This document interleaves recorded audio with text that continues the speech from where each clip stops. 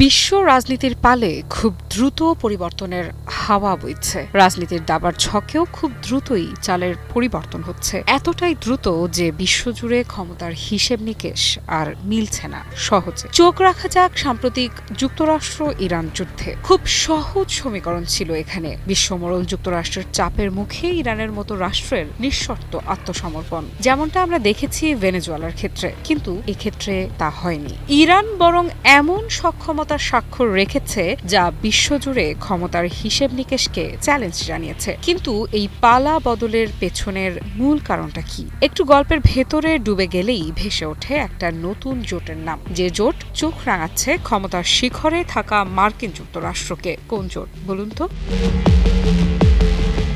Iran, Russia, চীন বিশ্ব রাজনীতির নতুন জোট, যে জোটের সামনে রীতিমতো হিমশিম খাচ্ছে পুরনো শক্তিরা। ইরানকে সাম্প্রতিক যুদ্ধে পেছন থেকে নানাভাবে সাহায্য করেছে দুই শক্তিশালী মিত্র রাশিয়া ও চীন। তার প্রমাণ মিলেছে আন্তর্জাতিক নানা সংবাদপত্রের নথি থেকে শুরু করে গোপন গোয়েন্দা নথির পাতা থেকেও। এছাড়াও কূটনৈতিকভাবে দুই পক্ষই মিত্র রাষ্ট্রের সমর্থনে প্রকাশ্যে গলা চড়িয়েছে বহুবার। সম্প্রতি রাশিয়া স্পষ্ট জানিয়ে দিয়েছে ইরানের জন্য তারা শুধু কূটনৈতিক সমর্থন নয়, প্রয়োজন হলে আরও বড় ভূমিকা নিতেও প্রস্তুত। এই ঘোষণা কি শুধু বন্ধুত্বের, নাকি এর ভেতরে লুকিয়ে আছে নতুন এক জোটের ইঙ্গিত?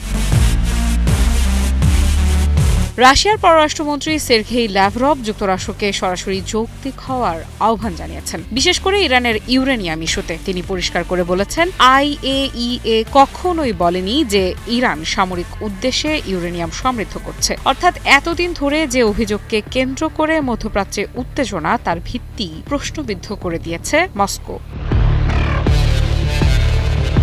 বহু বছর ধরে যুক্তরাষ্ট্র দাবি করে আসছে ইরান গোপনে পারমাণবিক অস্ত্র তৈরির পথে এগোচ্ছে, আর এখন রাশিয়া সেই বিতর্কে সরাসরি ইরানের পাশে দাঁড়িয়ে দিয়েছে নতুন মাত্রা। তবে শুধু রাশিয়া নয়, এই সমীকরণে রয়েছে আরেকটি বড় নাম, চীন। সম্প্রতি ফিনান্সিয়াল টাইমসের এক অনুসন্ধানী প্রতিবেদনে দাবি করা হয়েছে ইরান গোপনে ব্যবহার করেছে একটি চীনা গুপ্তচর স্যাটেলাইট, আর এই স্যাটেলাইটই নাকি ইরানকে দিয়েছে মার্কিন ঘাঁটিগুলোর সুনির্দিষ্ট অবস্থান ও গতিবিধির তথ্য। প্রতিবেদনে ফাঁস হওয়া সামরিক নথির বরাতে বলা হচ্ছে এই স্যাটেলাইটকে ব্যবহার করে মধ্যপ্রাচ্যের বিভিন্ন মার্কিন ঘাঁটির ওপর নজরদারি চালানো হয়। শুধু সাধারণ পর্যবেক্ষণ নয়, বরং নির্দিষ্ট সময়, সুনির্দিষ্ট স্থানাঙ্ক, এমনকি সম্ভাব্য আঘাতের কৌশলও নির্ধারণ করা হচ্ছিল এই তথ্যের ভিত্তিতে। হামলার আগে এবং পরেও ওই সব ঘাঁটির ছবি তোলা হয়েছিল। অর্থাৎ শুধু আঘাত হানাই নয়, আঘাতের ফলাফল যাচাই করতেও ব্যবহার করা হয়েছে এই প্রযুক্তি। ফলে প্রতিটি হামলা হয়ে উঠেছে আরও নিখুঁত, আরও কার্যকর। এদিকে রাশিয়ার পররাষ্ট্র মন্ত্রণালয়ের মুখপাত্র মারিয়া জাকারোভা জানিয়েছেন, রাশিয়া ও চীন এখন সমন্বিত শক্তি হিসেবে কাজ করছে বিশ্বকে স্থিতিশীল রাখার জন্য। কিন্তু এই স্থিতিশীলতা শব্দের ভেতরেই কি লুকিয়ে আছে নতুন শক্তির ভারসাম্য? বিশ্লেষকেরা বলছেন এটি কেবল কূটনৈতিক ভাষা নয়, বরং একটি বড় পরিবর্তনের সংকেত। কারণ একদিকে যখন ডোনাল্ড ট্রাম্পের নেতৃত্বে যুক্তরাষ্ট্র চাপের কৌশল জোরদার করছে, অন্যদিকে রাশিয়া ও চীন ধীরে ধীরে তৈরি করছে একটি সমন্বিত প্রতিরোধ। এই সমীকরণ আরও স্পষ্ট হয়েছে ল্যাভরভের সাম্প্রতিক চীন সফরে। সেখানে তিনি বৈঠক করেছেন চীনের পররাষ্ট্রমন্ত্রী ওয়াং ই এর সঙ্গে এবং সাক্ষাৎ করেছেন প্রেসিডেন্ট শি জিনপিং এর সঙ্গে। প্রশ্ন হলো, এই ধারাবাহিক যোগাযোগ কি শুধুই কূটনৈতিক আনুষ্ঠানিকতা, নাকি এর পেছনে গড়ে উঠেছে এক অদৃশ্য জোট? কারণ বাস্তবতা বলছে ইরান এখন আর একা নয়, তার পাশে দাঁড়িয়েছে দুই পরাশক্তি, যাদের হাতে রয়েছে পারমাণবিক সক্ষমতা, বিশাল অর্থনীতি এবং বৈশ্বিক প্রভাব। এই তিন দেশের সমন্বয় যদি বাস্তব জোটের রূপ নেয়, তাহলে তা মধ্যপ্রাচ্য নয়, পুরো বিশ্ব রাজনীতির ভারসাম্য বদলে দিতে পারে। JBS holdings limited. বিশ্লেষকদের মতে বিশ্ব এখন একক আধিপত্য থেকে সরে গিয়ে বহুমেরু বাস্তবতার দিকে এগোচ্ছে, যেখানে একদিকে যুক্তরাষ্ট্র, অন্যদিকে রাশিয়া, চীন, ইরান ঘিরে তৈরি হচ্ছে নতুন শক্তির শক্তিশালী জোট। মধ্যপ্রাচ্যে ইরান যুক্তরাষ্ট্রের সংঘাতে কার্যতই যুদ্ধবিরতি চলছে। সম্ভবত কোনো শান্তির সম্ভাবনা সেখানে নেই, বরং দুপক্ষই খানিকটা বিরতি নিয়ে নিজেদের সক্ষমতা জোরদার করছে পুনরায়। সাম্প্রতিক যুক্তরাষ্ট্র ও ইরানের বক্তব্য বিশ্লেষণ করলেই স্পষ্ট হয় দৃশ্যপট।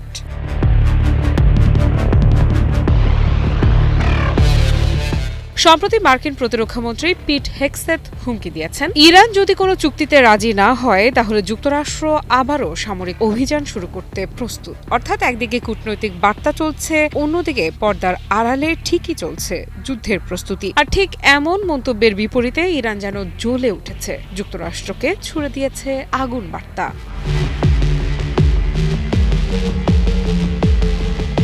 ইরানের ইসলামিক রেভলিউশনারি গার্ড ক্রপস বা আইআরজিসি স্পষ্ট ভাষায় জানিয়ে দিল, যতই যুদ্ধবিরতি চলুক, শত্রুর উদ্দেশ্যে ট্রিগার তা করাই আছে। অর্থাৎ যে কোনো মুহূর্তে শত্রুর আগ্রাসনের জবাব দিতে প্রস্তুত ইরানের সশস্ত্র বাহিনী। আইআরজিসির বিবৃতিতে বলা হয়েছে, যুক্তরাষ্ট্র ও ইসরায়েলের যে কোনো আগ্রাসনের জবাব হবে চূড়ান্ত ও ধ্বংসাত্মক। যুক্তরাষ্ট্র ও ইসরায়েল ইরানের বিরুদ্ধে যেসব সম্ভাব্য হামলার পরিকল্পনা করেছিল, স্থল অভিযান থেকে শুরু করে নৌ অভিযান, এমনকি পারস্য উপসাগরের দ্বীপ দখলের চেষ্টা, সবকিছুই ব্যর্থ হয়েছে। আর এই ব্যর্থতার মূল কারণ হিসেবে তুলে ধরা হয়েছে ইরানি সেনাবাহিনীর উচ্চ মাত্রার প্রস্তুতি এবং আইআরজিসির সঙ্গে সমন্বিত অপারেশন। ইরান বলছে, তাদের বাহিনীগুলোর মধ্যে এই সমন্বয়ই এখন সবচেয়ে বড় শক্তি। স্থল বাহিনী, নৌবাহিনী, আকাশ প্রতিরক্ষা ব্যবস্থা সব একসঙ্গে কাজ করছে। ফলে কোনো বোকামি করলে শত্রুপক্ষকে দিতে হবে চড়া মূল্য। বিশেষভাবে তুলে ধরা হয়েছে ইরানের আকাশ প্রতিরক্ষা সক্ষমতা। তাদের দাবি, সাম্প্রতিক যুদ্ধে যুক্তরাষ্ট্র ও ইসরায়েলের ক্ষেপণাস্ত্র ও যুদ্ধবিমান সফলভাবে প্রতিহত করা হয়েছে। শুধু প্রতিরক্ষা নয়, আক্রমণেও এগিয়ে রয়েছে তেহরান। ড্রোন হামলার মাধ্যমে পুরো অঞ্চলে শত্রুপক্ষের বিভিন্ন লক্ষ্যবস্তুতে আঘাত হানার কথাও বলা হয়েছে। এর পাশাপাশি ওমান সাগরে নজরদারি ও আক্রমণাত্মক কার্যক্রম, সীমান্ত জুড়ে অভেদ্য নিরাপত্তা বলয় গড়ে তোলার বিষয়টিও উল্লেখ করেছে আইআরজিসি। তাদের মতে, যুক্তরাষ্ট্র ইসরায়েলের বিরুদ্ধে সাম্প্রতিক 40 দিনের যুদ্ধেই এই সক্ষমতার প্রমাণ দিয়েছে ইরান। ইরানের অন্যতম মিত্র চীন। সাম্প্রতিক ইরান ও যুক্তরাষ্ট্র সংঘাতে এই সত্য এখন দিনের আলোর মতো পরিষ্কার। সামরিক সহায়তা থেকে শুরু করে প্রযুক্তিগতভাবে ইরানের পাশে ছায়ার মতো ছিল চীন। তবে এবারে যুক্তরাষ্ট্র বলছে সেসব দিন আর নেই। যুক্তরাষ্ট্রের দাবি, চীন আর কোনো অস্ত্র পাঠাবে না ইরানে। চীন কি সত্যি ইরানে আর অস্ত্র পাঠাবে না, নাকি এটি কেবল পশ্চিমাদের কূটনৈতিক চাল? যুদ্ধবিরতির ভেতরে লুকোনো নতুন কোনো সমীকরণ? ওয়াশিংটন ডিসি থেকে আসা নতুন এক বক্তব্য ঘিরেই এখন তৈরি হয়েছে নতুন এই বিতর্ক। মার্কিন প্রতিরক্ষা মন্ত্রী পিট হেগসেথ দাবি করেছেন, চীন যুক্তরাষ্ট্রকে আশ্বস্ত করেছে যুদ্ধবিরতির সময় তারা ইরানে কোনো অস্ত্র পাঠাবে না। এই বক্তব্য যতটা গুরুত্বপূর্ণ, তার চেয়েও বেশি কৌতূহল তৈরি করছে এর পেছনের প্রেক্ষাপট। কারণ একই সঙ্গে হেগসেথ দাবি করেছেন, ইরান যদি কোনো চুক্তিতে রাজি না হয় তাহলে যুক্তরাষ্ট্র আবারও সামরিক অভিযান শুরু করতে প্রস্তুত। অর্থাৎ একদিকে কূটনৈতিক বার্তা চলছে, অন্যদিকে পর্দার আড়ালে ঠিকই চলছে যুদ্ধের প্রস্তুতি।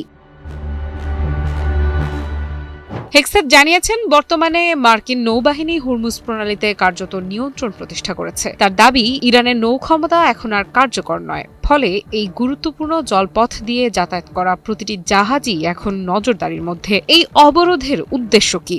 সরাসরি চাপ তৈরি করা, যাতে তেহরান দ্রুত একটি চুক্তিতে সম্মত হয়। তিনি আরও বলেন, যতদিন প্রয়োজন এই নৌ অবরোধ চালিয়ে যাবে যুক্তরাষ্ট্র। অর্থাৎ এটি কোনো সাময়িক পদক্ষেপ নয়, বরং একটি দীর্ঘমেয়াদী কৌশল হতে পারে। হেগসেথ দাবি করেছেন, ইরানের সর্বোচ্চ নেতা মুস্তফা খামেনি গুরুতর আহত হয়েছেন। এই তথ্য কতটা নির্ভরযোগ্য তা নিয়ে অবশ্য প্রশ্ন থেকেই যাচ্ছে। কিন্তু সবচেয়ে বড় প্রশ্নটি ঘুরে ফিরে আসছে চীনকে ঘিরে। যদি সত্যি চীন অস্ত্র সরবরাহ বন্ধ রাখে, তাহলে ইরানের সামরিক অবস্থান কতটা দুর্বল হবে? আর যদি এটি কেবল একটি কৌশলগত আশ্বাস হয়, তাহলে পর্দার আড়ালে কি চলছে? আমি ভরসা রাখি হিরন স্মার্ট ওয়াটার পিউরিফায়ারে। হেগসেথের বক্তব্যে আরও একটি স্পষ্ট বার্তা ছিল, ইরানের সামনে দুটি পথ। একটি হলো সমঝোতা, যেখানে তারা একটি সমৃদ্ধ ভবিষ্যৎ বেছে নিতে পারে। অন্যটি সংঘাত, যেখানে তাদের অবকাঠামো, বিদ্যুৎ ও জ্বালানি খাত বড় ধরনের হামলার মুখে পড়তে পারে। সব মিলিয়ে পরিস্থিতি এখন অত্যন্ত জটিল। চীন, যুক্তরাষ্ট্র, ইরান, তিনটি শক্তির এই ত্রিমুখী সমীকরণ যে কোনো সময় নতুন মোড় নিতে পারে।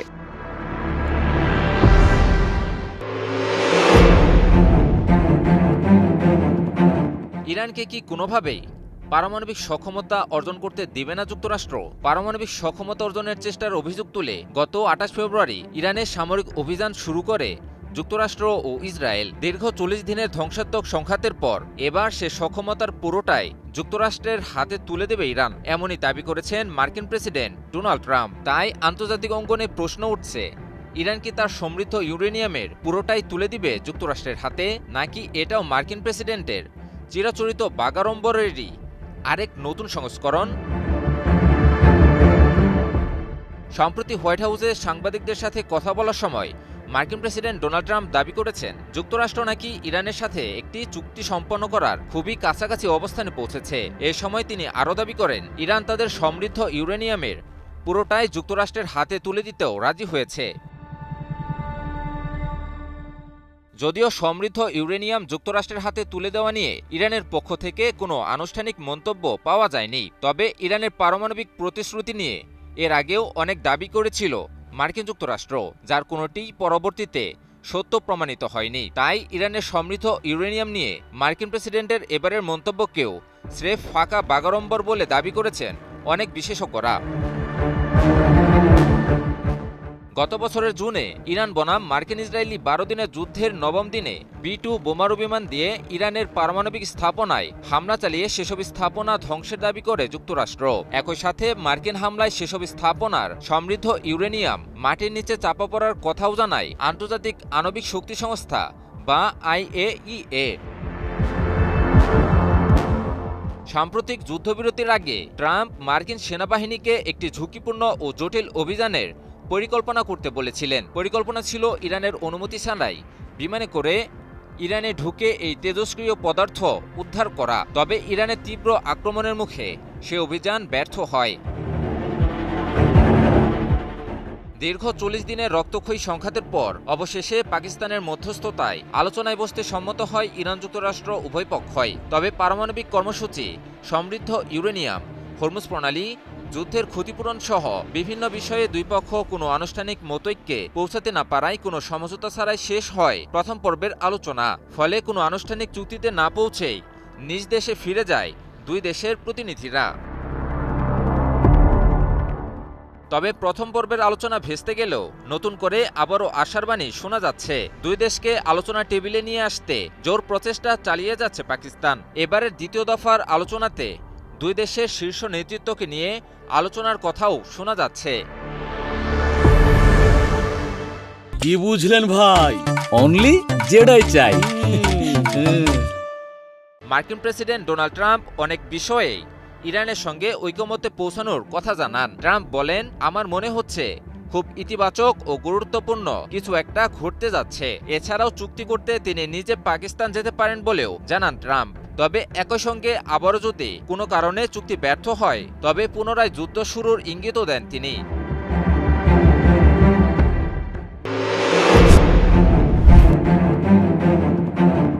মধ্যপ্রাচ্যে আবারও কি যুদ্ধের ছায়া ঘনিয়ে আসছে? ইসরায়েলের প্রধানমন্ত্রী বেনিয়ামিন নেতানিয়াহুর সাম্প্রতিক ভিডিও বার্তায় উঠে এসেছে ইরান নিয়ে চরম হুঁশিয়ারি। যদিও ইসরায়েলের এসব হুঁশিয়ারি কখনোই তোয়াক্কা করে না ইরান। ইসরায়েল জানিয়েছে সবকিছুর জন্য প্রস্তুত তারা। আর এই মন্তব্য ঘিরে নতুন করে উত্তেজনা ছড়িয়ে পড়েছে বিশ্বজুড়ে। একদিকে চলছে কূটনৈতিক আলোচনা, অন্যদিকে বাড়ছে সামরিক প্রস্তুতি। তাহলে কি সত্যিই বড় কোনো সংঘাতের দিকে এগোচ্ছে বিশ্ব? সংবাদ মাধ্যম টাইমস অব ইসরায়েলের বরাতে জানা যায়, এক ভিডিও বার্তায় ইসরায়েলের প্রধানমন্ত্রী বেনিয়ামিন নেতানিয়াহু জানিয়েছেন ইরান যুদ্ধ ফের শুরু করতে প্রস্তুত ইসরায়েল। এ যেন যুদ্ধ চালিয়ে যাওয়ার নতুন উস্কানি। আর নেতানিয়াহুর এই হুমকিতে নতুন করে আগুন জ্বলছে মধ্যপ্রাচ্যে। মধ্যপ্রাচ্যের টানটান উত্তেজনার মধ্যে এই বক্তব্য এসেছে এমন এক সময়ে যখন যুক্তরাষ্ট্র ইরানের সঙ্গে কূটনৈতিক যোগাযোগ চালিয়ে যাচ্ছে এবং লেবানন সীমান্তেও যুদ্ধবিরতি নিয়ে আলোচনা চলছে। ফলে একসঙ্গে যুদ্ধ, কূটনীতি এবং চাপ সব মিলিয়ে পরিস্থিতি আরও জটিল হয়ে উঠছে। নেতানিয়াহুর দাবি, যুক্তরাষ্ট্রের সঙ্গে ইসরায়েলের লক্ষ্য এক ইরানের ইউরেনিয়াম সমৃদ্ধকরণ ক্ষমতা সম্পূর্ণভাবে বন্ধ করা এবং তাদের পারমাণবিক সক্ষমতা সীমিত করা। একই সঙ্গে তিনি ইঙ্গিত দেন, গুরুত্বপূর্ণ নৌপথগুলো পুনরায় নিরাপদ ও খোলা রাখা এখন কৌশলগত অগ্রাধিকার। তবে সবচেয়ে আলোচনায় এসেছে তার সতর্কবার্তা, যুদ্ধ আবার শুরু হতে পারে। এই সম্ভাবনাকে সামনে রেখে ইসরায়েল যেকোনো পরিস্থিতির জন্য প্রস্তুত আছে বলে জানান তিনি। অন্যদিকে লেবানন সীমান্ত পরিস্থিতিও শান্ত নয়। ইসরায়েলি বাহিনী হিজবুল্লাহর অবস্থান লক্ষ্য করে হামলা চালাচ্ছে বলে দাবি করা হচ্ছে। একই সঙ্গে লেবাননের সঙ্গে সীমিত কূটনৈতিক আলোচনা চললেও বাস্তব পরিস্থিতি এখনও সংঘাতমুখী। নেতানিয়াহু আরও বলেন, হিজবুল্লাহকে সীমান্ত থেকে দূরে সরানো এবং দীর্ঘমেয়াদী শক্তির মাধ্যমে শান্তি প্রতিষ্ঠাই তাদের লক্ষ্য। পাশাপাশি নিরাপত্তা অঞ্চল সম্প্রসারণের কথাও উল্লেখ করেন তিনি, যা নতুন করে সামরিক প্রস্তুতির ইঙ্গিত দেয়। আমি ভরসা রাখি হিরন স্মার্ট ওয়াটার পিউরিফায়ারে।